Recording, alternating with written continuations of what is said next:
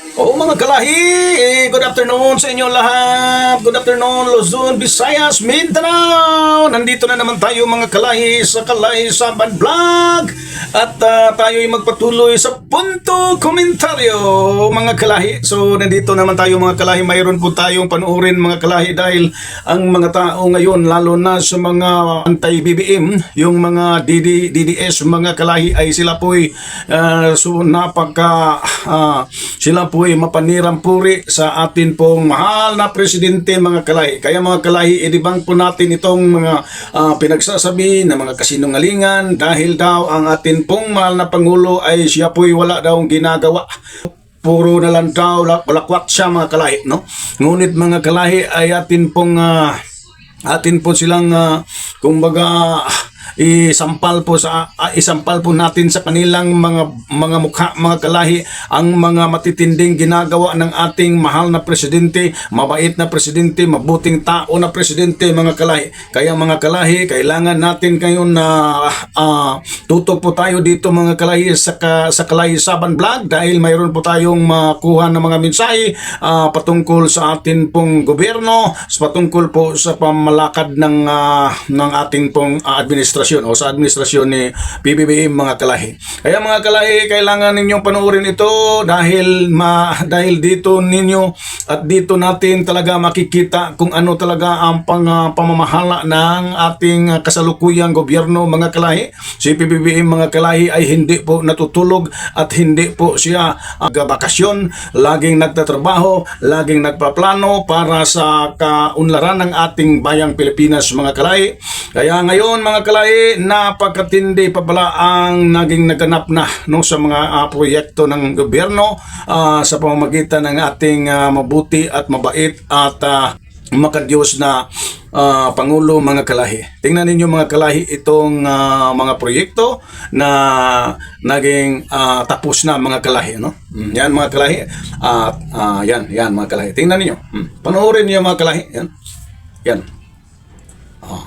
Napakatindi mga kalahi, napakalinis, mapayapa ang paligid, tapos napakalinis, maganda, no? Manang-mana sa ating mahal na Pangulo. Malinis, maganda, tapos mapayapa mga kalahi. Ito pong mga proyekto na ito mga kalahi, ito po'y naganap under the administration of PBBM, no? Kasama na dyan mga kalahi ang yung bridge doon na naging kontrobersyal doon po sa Davao mga kalahi, na kung saan inangkin ng mga Duterte supporters, mga DDS, dahil daw kang digong daw yung proyekto. Ngunit mga kalahi, alang-alang sa inyong kalaman na ang bridge na yaon sa Davao ay yun ay ginawa under sa ilalim sa pamuno ni PBBM mga kalahi. Yun mga kalahi, napakalinis. Yung bridge yun sa Davao mga kalahi naging controversial dahil hindi daw kang PBBM. Sabihin natin totoo yun na ang proposal ni yung project na yan, ang proposal ng project na yan is panahon pa ni former President Rodrigo Roa Duterte, yung project na yan, dahil nakaplano na yan panahon sa administrasyon ng former President Duterte. Ngunit mga kalahi ay naging ginawa at naganap sa panahon na ni PBBM. I think mga kalahi, if I'm not mistaken, correct me if I'm wrong, that I think 2023 yata yun na umpisahan. Yun mga kalahi. No? So ibig sabihin, hindi mo pwedeng angkinin, hindi mo pwedeng i-consider ng former president dahil walang nakatayong kahit isang kabilya, kahit isang bakal dyan sa panahon ni Duterte, dahil plano pa lang yun, no? Sa panahon ni Duterte, maybe mayroon yatang agreement or mayroon yatang napag-usapan. Kaya mga kalahi, ang totoong nangyari, hindi talaga iyon maitayo at hindi talaga iyon matatapos kung hindi sa pamamagitan ni PBBM. Dahil si President Bongbong Marcos Jr., siya po ang nagpagawa diyan. Ngunit yan, kung totoo yan, hindi naman ninaangkin yata ni PBBM na sa kanya yung plano with the Chinese proposal kundi ang ibig kong sabihin mga kalahi ay ginawa yan under sa panahon na ang presidente ay si President Bongbong Marcos Jr. mga kalahi. Kaya huwag na, no, hindi pwedeng angkinin sa kabila dahil hindi naman inumpisahan, papel lang ang nandiyan o nakaplano, ngunit ito po'y pinufulfill ng kasalukuyang presidente na si BBM mga kalahi, no. Kaya mga kalahi, no, gising na po tayo mga kalahi, huwag po tayong magpaloko, huwag po tayong magpadaya sa mga taong mapanira, no, tapos walang ginagawa kundi kundi gumagawa ng mga propaganda, yung mga propagandista, yung mga gustong ma-destabilize ang gobyerno, yung mga gumagawa ng kaguluhan, no, sa ating gobyerno ngayon under the administration of Bongbong Marcos mga kalahi. Lahat ng mga Pilipino, ako po'y nananawagan na kailangan kayo at tayong lahat po ay sumuporta sa mabait at mabuti at matalino at napakagaling na presidente BBM mga kalahi. President Bongbong Marcos Jr. lang mga kalahi, no? Siya ang nagbulgar sa lahat ng katiwalian, no? Kung hindi pa naging presidente si PBBM, walang makukulong na mga politiko na nagnakaw sa kaban ng bayan, no? Wala talagang makukulong. At higit sa lahat, kung hindi naging presidente si PBBM, ay talagang hindi talaga nabulgar at hindi talaga naging nabunyag ang mga kalukuhan dyan sa DPWH mga kalahi. Kaya magpasalamat po tayo at i-appreciate natin ang ating kasalukuyang presidente na si PBBM dahil sa kanya lang nangyari na ibuninyag ang katiwalian.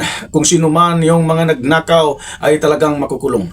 Tandaan ninyo mga kalahi, no? Tingnan ninyo yung si Atong Ang mga kalahi. Itong si Atong Ang ay sa panahon ni President Rodrigo Duterte, ito po ay ginawang sa PCSO, no, dahil magkakaibigan si Atong Ang at saka si Duterte, no. Kahit maraming mga kalukuhan, maraming krimen at maraming mga sinasalvage, pinapatay itong Chinese na itong Chinese na to, si Atong Ang ay talagang wala talagang nangyari kay Atong Ang sa panahon ni Duterte. Ngunit ngayon mga kalahi, tingnan ninyo ang nangyari ngayon. Yung mga kriminal, yung mga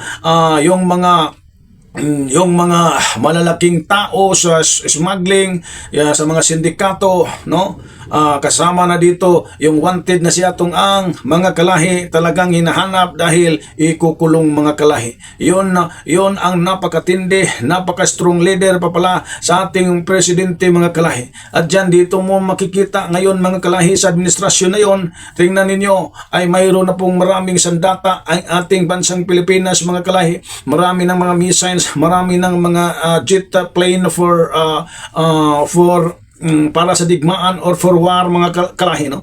Mayroon na po tayong mga special, mayroon na po tayong mga ships mga kalahi, no? Tingnan ninyo mga kalahi, napakatindi na ngayon mga kalahi. Parang bumabalik sa dating presidente na kilala sa pakipagdigmaan si Marcos, Ferdinand Marcos Sr. mga kalahi, no? Yun, mayroon na naman mga sandata. Tingnan ninyo, marami na tayong mga weapons mga kalahi. At hindi na tayo basta-bastang bulihin, hindi na tayo basta-bastang aapiin ng taga-ibang bansa, lalo na sa mapang-api na bansang China mga kalahi. Magpasalamat po tayo na mayroon po tayong presidente na katulad ni PBBM, napakalmado, napakabait, matalino at mabuting tao, ngunit napakatindi at malakas siya sa pagdating na sa mga kalukuhan. Siya po'y napakalakas talaga na lumilipol sa mga katiwalian or kumbaga siya napakalakas niyang magdesisyon kahit pa may banta sa kaniyang buhay mga kalahi, no? Napaka-strong, no? Pagdating sa West Philippine Sea, pagdating sa hindi talaga matatakot no? Ngunit napakakalma. Yun ang totoong matapang, yun ang totoong malakas or strong leader, mga kalahi, si PBBM. Hindi yun ang kalakasan ng tao at ang katapangan ng tao hindi sa pamamagitan ng mga pagmumura at hindi sa pamamagitan ng mga pananalitang mga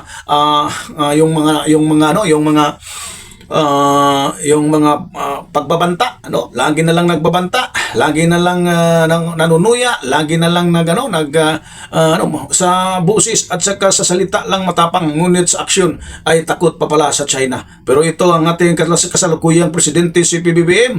Napakakalmado, wala kang marinig na mura, wala kang marinig na pagtatalo, wala kang marinig galing sa kanya na nagyayabang dahil malakas siya, wala. Ngunit mga kalay, napaka-sikreto at lihim. Ito po'y taong napakakalma at talagang ginagawa niya kung ano ang nararapat para sa ating bayan. Kaya suportado natin siya, mga kalahi. Tayong lahat ng mga Pilipino ay kailangang isuporta natin ang mahal nating presidente, na kung maaari, mga kalahi, pagtulungan natin siya sa pamamagitan ng atin pong pagpasakop sa kanya, mga kalahi. Siya ang pinagkaloob para sa ating bansang Pilipinas sa 6 years na sa kanyang pagka-presidente, mga kalahi, no? Talaga, mga kalahi, ay kailangan natin ang bawat isa sa atin na mapapasailalim talaga sa gobyerno ni PBBM, no? Kailangan na igalang natin ang ating presidente, no? Huwag kayong maninira diyan, huwag kayong magmumura para mumurahin mo yung presidente. Kailangan may takot ka sa presidente, dahil kung may takot ka sa presidente, nirespeto mo ang Diyos at natatakot ka rin sa Diyos. Tandaan ninyo, mga kalahi, itong mensahe na ibigay ko sa inyo, na walang tatag na gobyerno sa pamamagitan ng tao, kundi walang tatag na gobyerno na hindi tatag ng Diyos, no? O ang lahat ng gobyerno ay tatag ng Diyos. So kung sino mang lumalaban sa gobyerno, magrebelde sa gobyerno, kayo po'y nagrebelde at lumalaban sa Diyos. So obey the president, obey the government, obey the present administration of PBBM. At salamat, mga kalahi. God bless sa inyo lahat.